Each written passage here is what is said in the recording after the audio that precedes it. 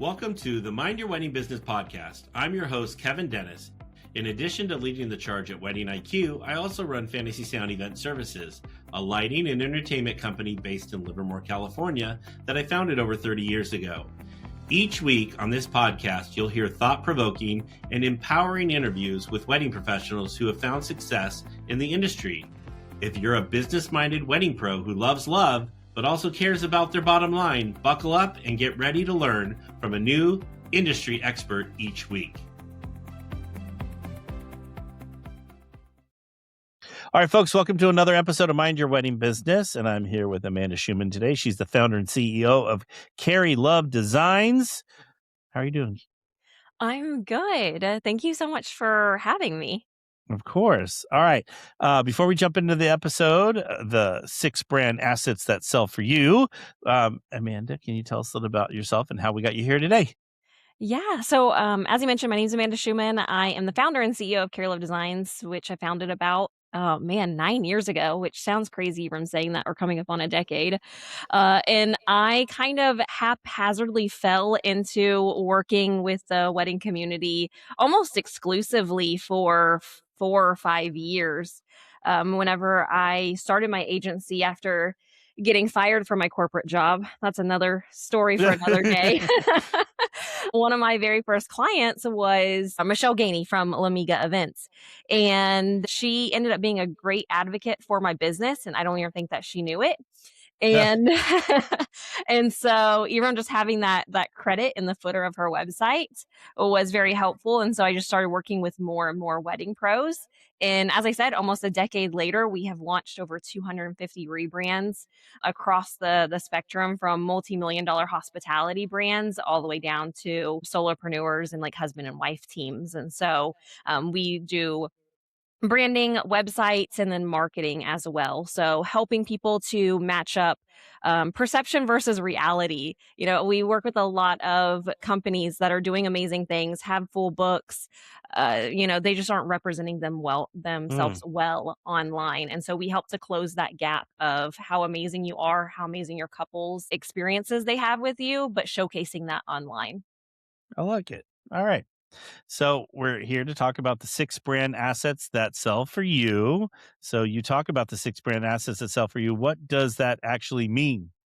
Yeah. So going back to that idea of people not having the brand assets in place to do the selling for them. And so what ends up happening is you go to a lot of networking events, you might go to a lot of, coffee chats. You're doing a lot of the heavy lifting yourself, where if you're not in the room having a quote unquote sales conversation, then sales are not happening.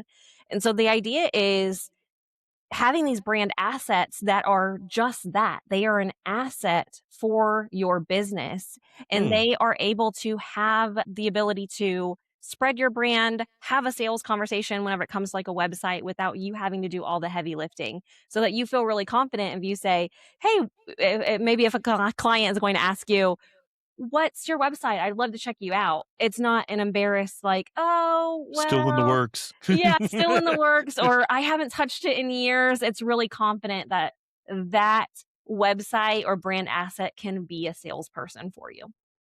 I love it. So what are the 6 different ones? Is there really 6 different brand assets? Yeah, there really is. There's actually more than that, but I'm just going to go through the 6 like common ones. Okay. And the way that I look at this is through 3 different lenses. Okay. So for every single asset, we look at clarity, proof, and caliber. So for clarity, that just means, does this brand surface or brand asset immediately make it obvious what you do, who you do it for? Like if somebody has to read your website twice and be like, okay, wait, I think that What they do they do do? this. Yeah.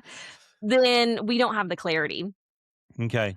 That makes sense. The second one is proof. So does this brand asset show evidence that you are as good as you say you are?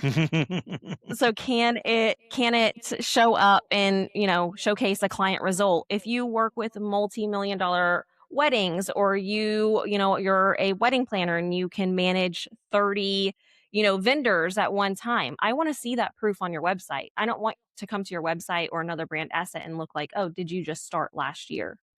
Mm. And then the last lens that we look at for every single brand asset is going to be caliber. So does this brand asset communicate the level of work? And not just aesthetically, but also if a stranger lands here, do they immediately understand that you're operating at a premium level? Or does something feel off? And that could be within your messaging, your positioning. So we're not just talking about aesthetics. I like that. All right. Why do so many wedding pros underestimate the business impact of branding? Why do so many pros underestimate the impact of branding? Yeah, I think that we like to put the cart before the horse. well, that makes sense. We really W do. We like to focus on marketing and like, "Oh, I need to be on this platform. Everybody's on TikTok. I need to be on TikTok now. Oh, what's Hmm. the best posting times? Oh, I need to post more." And so we get really focused on the marketing aspect of it, but if your brand is not communicating, going back to that proof, caliber, clarity, then you could be doing all the marketing in the world. It's not You're not going to get that return on the investment. All right. I love that. Makes sense though, because you got to have, I feel like in the wedding industry, we chase the big shiny new toy, whatever it is. And that's, so, and that's probably where things get missed and get it not taken care of and that's probably going back to the clarity. Things are not clear because all of a sudden you're over here and then you're like squirrel. We're all over the place. Yeah, or we get hyper focused on a caption or, even a hook. Like, what 3-second hook can I add to this? Mm, But what's the main, positioning and, messaging that you want to use to actually get your message across? The hook comes second, the caption comes way down the line. We gotta focus on your brand first before that marketing is going to work for you. makes sense. All right. All right, Amanda, what's the difference between a brand that simply looks good and a brand that actually converts? I think it's a lot of different things mixed together. For wedding pros especially, what I have noticed over the years is we do get hyper focused on aesthetics because, they're important. Obviously, they're important. They're important no matter what industry that you're in. But going back to the positioning and the messaging, that comes back to like your copy. What are you Hmm. saying within there? That's a huge one where I hear a lot of wedding pros are like, "Well, we don't even need words." Like, my portfolio is going to You gosh. communicate. And My work speaks for itself. yes, exactly. My work speaks for Mhm. itself is a big one. And so I think the conversion lies in a couple different things. The messaging and positioning, the copy, and then also selling what is the outcome, the Mm, feeling that you want your couples to have at the end of the day. Whenever I look at websites, which we'll talk about for the services page, we get really caught up on, okay, and we do discovery call and then a questionnaire, and you get so hung up on the process whenever that's not what people are buying. yeah, true. That's a good point because that's really where I think a lot of wedding businesses get stuck. They really try to figure that out. All right. So what are some signs that a business's brand is like holding them back?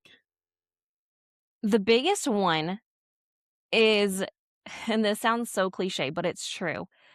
You will have a gut feeling. Whenever Okay. something feels off, it like follow that intuition. There really is something off. Then you can back it up by numbers and data. I'm a marketing girl. I love me some numbers and data. Most wedding pros cannot tell me this information, but it's really important that you know at the bare minimum how many leads you get per month out of those leads. So let's say that you get 10 leads per month. How many of them are booking a discovery or consultation call? So let's say if you have 10 leads a month and we'll make math really easy. Yeah. We get Thank you. 5, we get let's say 6. We get 6 consultation calls from those leads, Which is good. which is great. Yeah. But then let's say that only 2 of them convert. Oh. So now we can start to see, are you getting enough leads? If you are getting enough leads, are enough of them converting, and where are we losing them at? So if you get 10 leads and 6 of them are booking calls with you, what's happening to the other 40%? Are you not getting back in time? Is something, not set up correctly? I've had it where I've tried to book on people's calendars and I can't book for like 2 months out. Oh. Yeah, so there's little things like that where we can start to diagnose. And this goes back to, is it a brand where you're not getting enough leads? Is it a marketing problem? Is it a sales problem? And that story really gets told through data. No, that makes a lot of sense. I'll be honest with you. How do strong brand assets help attract like higher end more, or even if I'm middle, like more clients aligned with what I'm trying to sell? That's going to go back to that 3, like with the clarity proof in caliber. Okay. I don't want you to have, I was going to say Lamborghini. That's going to be the higher price tag. I don't Yeah. even want you to have GMC car, which is great, probably midline, Yep. suburban. I don't want it to look like you are pulling up in a Honda Accord or a Gotcha. Toyota. That is going to make your ability to sell that much harder. Whenever your brand, through that caliber, proof, clarity, doesn't match the price point in which you are trying to get to, if you tell me, oh yeah, our packages start at $8,000, but I looked at your website and I already put a number with what I think I value you at. If those two don't align, then you have an uphill battle to sell somebody. That makes sense. You gotta, well, it's like when you go to a networking event, they tell you need to dress the part and not, don't look scrubby when you walk in and you're trying to sell, $1 million client, and you're wearing shorts or your Lululemons or whatever, you That is gotta, very true. I had a boss, about 15, 20 years ago, and she would say, whenever somebody walks, let's just say a UPS driver walks into the room to give us a package, she said, I don't want that UPS driver to tell who is the CEO. They Mm, should be confused about who leads the company because we all are dressed the part. that makes sense. Gotta, what is it? Dress for the job you want, not the one you have, or whatever. Yes. Is Yeah, the yeah, yeah. saying? Yeah, yeah. So, all right. So, Amanda, what is like the biggest branding mistakes you constantly see wedding pros making? I like that you had to take a deep breath. So, Because I think this goes back to putting too much emphasis on the marketing okay. part of it, where they're so obsessed with the marketing. And I'm like, yeah, but you sound like every other wedding pro. Whenever you Uh, look and sound like every other person within your industry, because we all start out with, oh, I'm going to go look to this person. I really like the way that they run their business. Let me look to them for inspiration. But then you all start sounding the same. uh, You all start working at the same venues. And if you can compare apples to apples, that's the fastest way to the bottom. That's the fastest way for all of y'all to get price shopped. If yeah, you have a different message and a different positioning, then that makes it harder for somebody to compare apples to apples. And at that point, it's apples to oranges. And if you're building a brand, that's whenever people say, I don't care how much you are, I want to work with you. that's the best thing when someone says that. Yes. Yeah, yeah. Especially, I had someone, I had a mother of the bride lead the consult, like I meeting with all of them, and that's exact. She said that before we even got started, and in my head, I'm like, well, okay, let's focus on the nicer items. Let's go, let's go higher end. Let's go. Yes, but that's a great feeling because then you already know that you have their trust. And it just makes you show up in a different way because you're like, "Oh man, you want to work like with me." That's the biggest compliment that you can get in business. Oh, 100%. I agree. Want to do more than just listen to the conversation? We're always looking for wedding pros to join us as a guest on the Mind Your Wedding Business podcast. If you have insight, experience, or lessons to share, we want you behind the mic. Apply to be a guest and come mind your business with us. So you were talking apples to apples. So how should someone think about positioning themselves in a crowded market without, looking like everyone else, like apples to apples? The easiest way to do this is I like to use the example of Graza. Have you heard of Graza oil? No, I've not. Okay, well, if you go look up Graza olive oil before, and this is very visual, so if you just look up olive oil, and if you imagine yourself shopping, if you went down the olive oil, they all look the same. Glass Hmm. bottles, like Italian looking labels, the same even like screw top, just very bland, everything blended in. Well, whenever Graza entered the market, their bottles are lime green and yellow. They're plastic bottles. They have like a spout top, like a drizzle top to them. Okay. And so right off the bat, if you are going down the aisle, they visually look different. But their positioning is different as well, where they are talking about, not only just the olive oil itself, but they're talking about how it's like drizzle and how you can put it on different foods and how you can use it for, topping and crackers and stuff like that. And so they're still selling olive oil at the end of the day, but their messaging and their positioning from the way that they look to catch the first, glance at that first impression.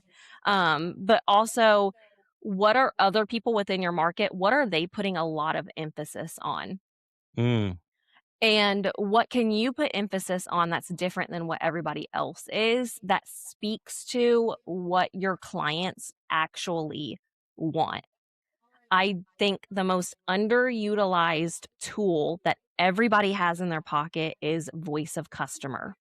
Where if you just get on 10-minute calls with past clients and maybe you could just give them a Starbucks gift card for, 10 minutes of their time and ask very, very specific questions and take notes of like what specific phrases are they saying? What words are they saying? Your marketing then builds itself. You're just repeating and mirroring back to them what they're telling you. Wow, I never even thought about it that way. That's great advice. And it's not, I mean, it wouldn't be that hard to do to start out, especially like people that you worked with that really, really, enjoyed working with you. Like, Yeah.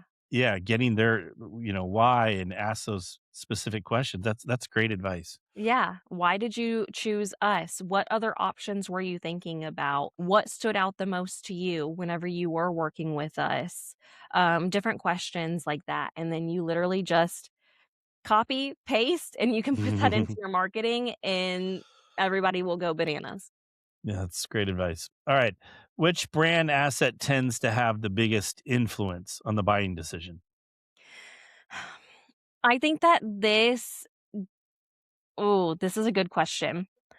If you would have even asked me this a year ago, I might have said I might still go with this. Okay, I'm going back and forth between 2. All right, well, Your let's hear 'em both. your homepage is still the ground zero of your brand. It Okay. is where your images come together with your copy, come together with your visual, come together with your messaging. Like, that is where your brand lives in, like, its full glory.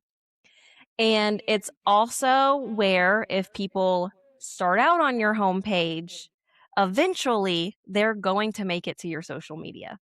So Mhm. Instagram is also a big one, just depending on which way the viewer, which route they take. I mean, if you think back to somebody that you probably even have worked with, Kevin, you probably started either on their homepage or their website and then went to their social media or vice versa. Mhm. So they both play a role in that customer journey. I do know, and it's funny that you say that because that happens. Whether the other day I was looking for a carpet cleaner, and something that is so simple, but everything was so like I was like, I landed on a website. I'm like, I don't even know if this guy cleans carpets, and then I was like on another one, and I'm like, oh, and like these pop ups kept like trying to get me to put my information in before I even like came up with a decision. Did I even want to go that, like I haven't had Mhm. enough time to like it was within 5 seconds that it was already like, give us your information and we'll provide you with a quote. And I'm like, well, I want to do a little bit more poking around before I do that, that kind of stuff. So you're That's right. that's my favorite way to do, research and, like, reverse engineer it for my own brand. Like, last year before I spoke at Wedding MBA, I was looking for a hair and makeup artist, to hire for the event, and I essentially made content out of it. I was like, I looked up 10 hair and makeup artists. I reached out to we'll go 6. I reached out to 6 of them. I heard back from 3 of them. And, this is what I liked about the process. This is what I didn't like about the process. And so I took notes of that for my own experience, putting yourself in that place and being like, what did I enjoy? What was I looking for in that process? Am I providing that? And so that's a great way to kind of reverse engineer and think about yourself in place of your couples. Well, I'm shocked you only heard back from 3. I don't remember exactly. I No, did I know, but I'm just like, so there was companies you reached out to that didn't get back. Like, yeah. how? Like, that's money. You're leaving money on the table. Oh, Kevin, you would be surprised how often I hear that from from couples who are planning weddings that they will not hear back from vendors. Oh, wow. Yeah. Well, okay, and so that goes to like a whole bigger point why Right. the like the customer service and the business side of the wedding business, it needs to be fixed because you get people that have that bad experience with one wedding vendor, doesn't matter who it is. Now we're all bad people, like it just, you know what I'm saying? It just, and I think the people that are out there that are providing good customer service and providing a good experience for their clients are the ones that are going to get booked faster. So Yeah, absolutely. yeah. All right. So, how does branding affect someone's ability to raise prices confidently? Because this is what we all want to do, don't we? Yes, this goes back to that concept of putting, a Toyota, or putting a Lamborghini sticker on the back of a Toyota. It Yeah. is very hard whenever anybody, anything that you go to, the first impression matters and they are valuing you. They are putting a value on you there literally is a stat. I don't know the stat off the top of my head, but it's like you have 0.3 seconds before somebody already puts a value in an opinion on your Wow. brand. Yeah, 3 seconds. no, less than like 0.3 seconds. Oh, 0.3. Holy cow. It is the first impression that people see visually before they can process a word. It is what they visually see as a first impression. And we have all done this. If you go to a website and you're looking for a service provider, I'm sure whenever you're looking for a carpet cleaner, you went to a website and you're like, is he even cleaning carpets? Like, is this website from 1998? Like, Yeah. and so that's the biggest thing is, visual brand does matter, but it plays one aspect or one part of your brand, but definitely a big part. There's nothing worse than going to someone's website and the first thing I think of sometimes is like they built a website because someone told them they needed a website. Right. Yeah. And so Yeah. because the website makes no sense, and I've seen that in the wedding industry. I've seen that in other industries as well, but it's just like the website is doing like the business a disservice at one point. I tell people that. I say your brand is either actively working for you or it is actively working against you. There is no neutral zone. Yeah, it makes a lot of sense. Want to share your expertise with the wedding industry? Wedding IQ is written by wedding pros for wedding pros, bringing real insight, education, and experience to the forefront. If you have something to say and a passion for helping others grow, we'd love to feature your voice on the blog. Head to weddingiq.com to learn more about becoming a contributor. All right. So let's talk about a little bit about consistency. So, because we were talking about websites and social media and all the different things. So what role does consistency play across like websites, social media, the client experience, like maybe even from the inquiry phase all the way across to the wedding day? Yeah, it plays consistency plays a huge role in a couple different ways. If I think to social media, I'm sure you've had this experience too, where I have looked at somebody's website and then eventually, as said, we make our way to Instagram and I see that they haven't posted since like 2020. And I like, Hmm. man, maybe they went out of business during the pandemic. Maybe they're not even like around anymore. So that consistency right there can kill that potential lead. But then there's also consistency, like you said, into the client journey. If you want to be charging 10,000 plus dollars, but you can't deliver an experience that speaks to that, then you can bet that you're going to get reviews, you're not going to get referrals. And so there has to be consistency not only in your brand and the aesthetics and the messaging of it, but then can you carry that level, that caliber all the way through? Mm. It just seems like it's an important process. Like it's all got to match, somewhere.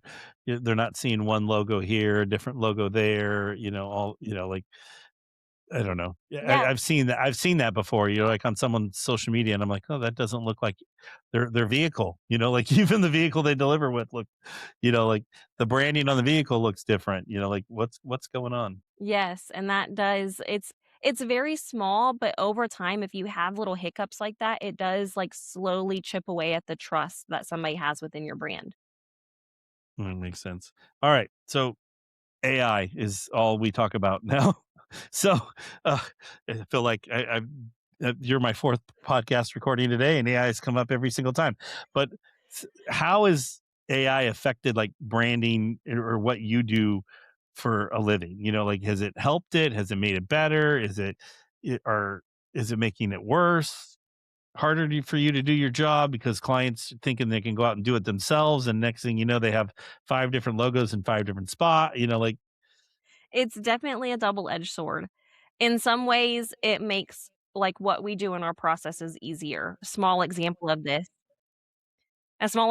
this is, for our clients, we would go and we would pull all of the testimonials and reviews across like Wedding Wire, The Knot, Facebook, Google, and I would literally print them out and go through and like highlight these reviews and what do I keep, see reoccurring? What are these themes? What are words that they're using? Now I can use, AI to pull out these, different trends and this data that I'm getting from these reviews. It's a small example. At the same time, we get a lot of clients, not a lot. I shouldn't say a lot. We get a few clients who hired us to do a job and then whatever it is, I can tell that they like uploaded it, fed it to AI, and oh they provide us feedback. And I'm like, "Okay, this is great." However, there is with AI, it is just regurgitating what it is learning, and so it doesn't have well, first of all, 10 plus years within the industry. It doesn't yeah, have that lived experience, yeah. that can understand the nuances that come with branding and marketing. But you also have to come to AI with your own point of view and then train your model on that point of view. And so if you are just uploading this, then it's just going to regurgitate what it's learned from other places without, that nuanced, um, personable element to it. And so, like I said, I could go on, but it's a double-edged sword for numerous reasons. No, it makes sense because, I always say like, the Claudes and the Gemini and the Chat GPT, they're like the greatest hospitality worker ever. They're there to please you and feed you what you want to hear. Yeah. You know what I'm saying? Like you don't sometimes get constructive feedback with what you ask it because they're blowing smoke up you know what because they're just wanting they're like, oh yeah, you're great, Kevin, you're great, Amanda, you're great. They keep clicking and feeding me. Keep subscribing. You're wonderful. It just I don't know. I have a love hate relationship with it right now, but there's some things that are just like you said with taking your reviews and going through that, it makes a huge difference. I think where like that data work that The data work, yeah, just not the thought leadership portion. yeah, and that's the part where, you know, like you see the commercials where people are having a conversation with Gemini, like, that's weird. So anyway.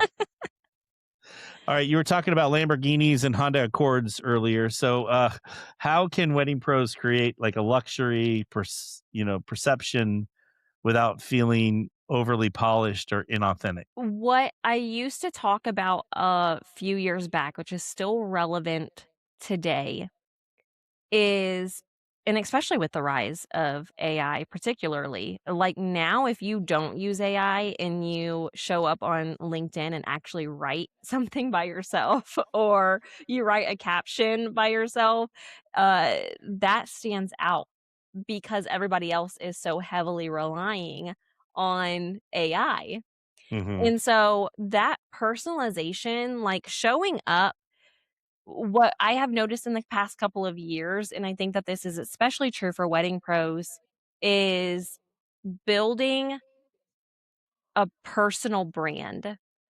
Whether that is personal, as in we are building Kevin, you as the provider, or a personal brand that maybe you are a wedding venue, but how can we bring personalization to it that's not AI? And so I think that showing up and showing your personality is becoming a bigger asset than it already was before. Yeah, good advice. All right, um, feeling a little outdated or inconsistent, for someone who's feeling that way. Um, how can they, or where should they start if they're feeling, outdated or inconsistent with their brand?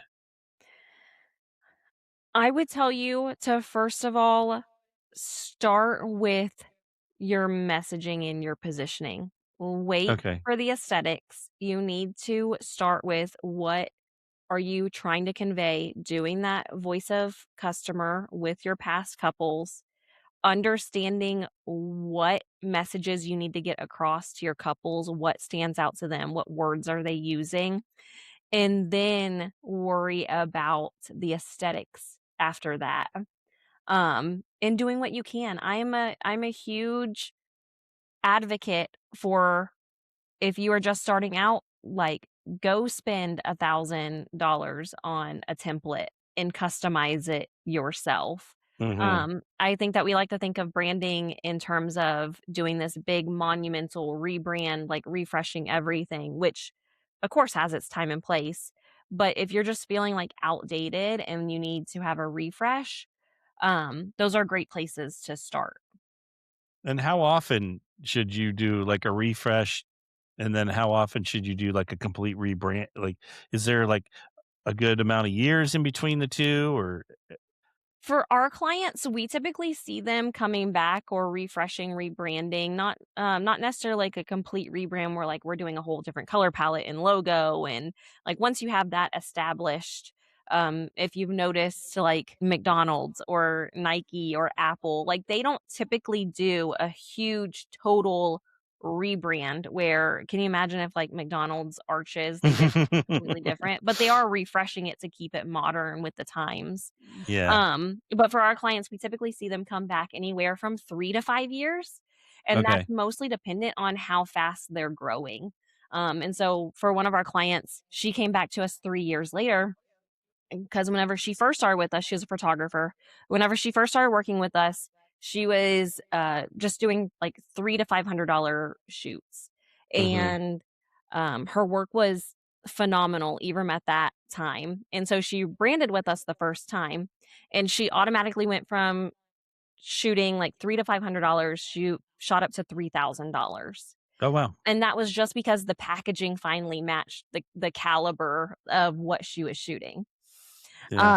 And then a few years after that, she went from $3,000 to now doing 10,000 plus dollar Oh, good for packages. her. That's amazing. Yes, and so she came back to us because she was like, "Man, this website worked for me at $3,000 price point, but now, I'm working my way into 10K plus, and that needs to have different messaging, different positioning, a different wrapper on it. And so 3 to 5 years is a good time frame, just depending on how fast you're growing within your business and what those pivots look like for you along the way.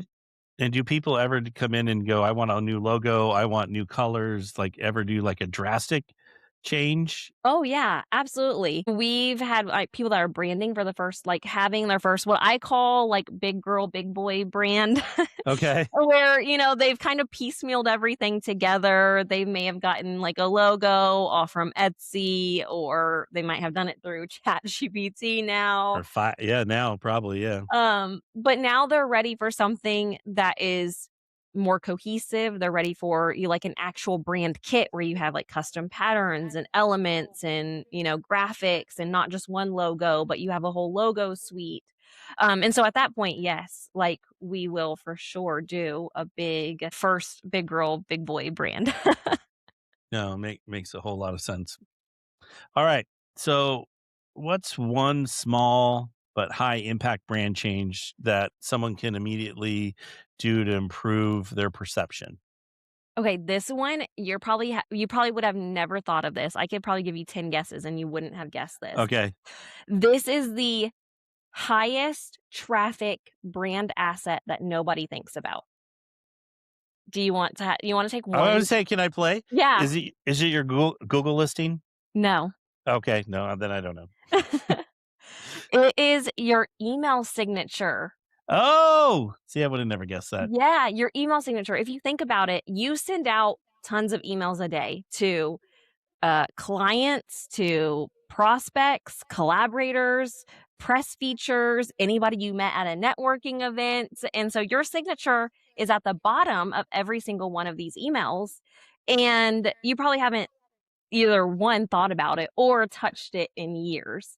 So this is Mm-hmm. the one brand asset that you can easily fix today. And so I recommend on your email signature having your name, your title, one link or a couple depending on your business setup. If you are just like a venue, if you are just a photographer or you're not like wearing multiple hats, then having one link to your website. If you are building like your personal brand and doing like speaking and stuff alongside of it, then maybe having like your website and a press kit or your LinkedIn.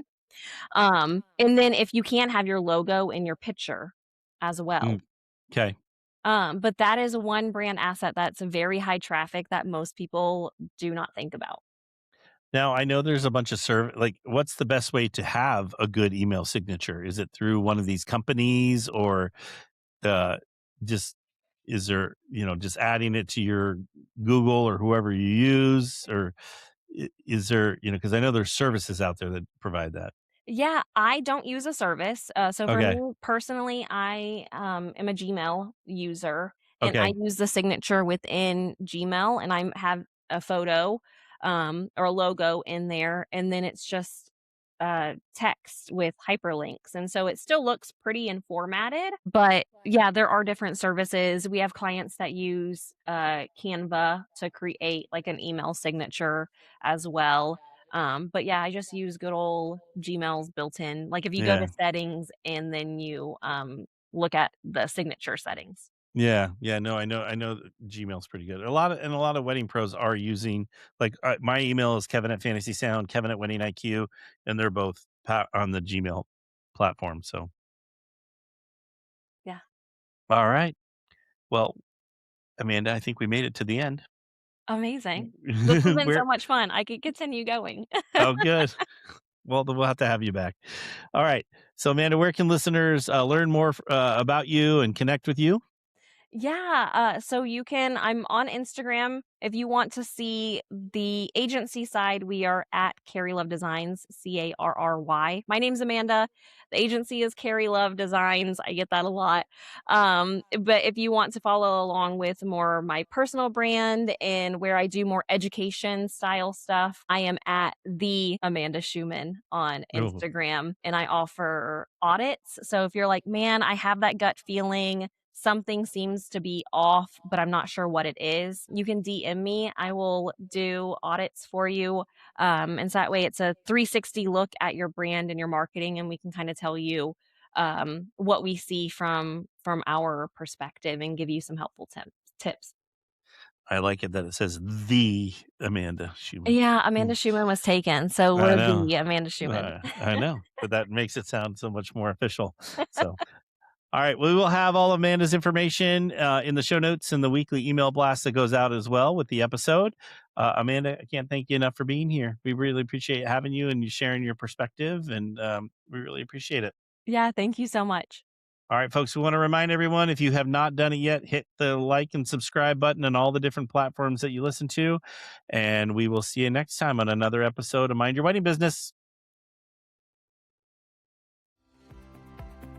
Thank you so much for tuning into another episode of Mind Your Wedding Business, brought to you by Wedding IQ. If you've got a topic you'd love to hear us cover, or if there's an area of your business you're struggling with, let us know and we'd be happy to help.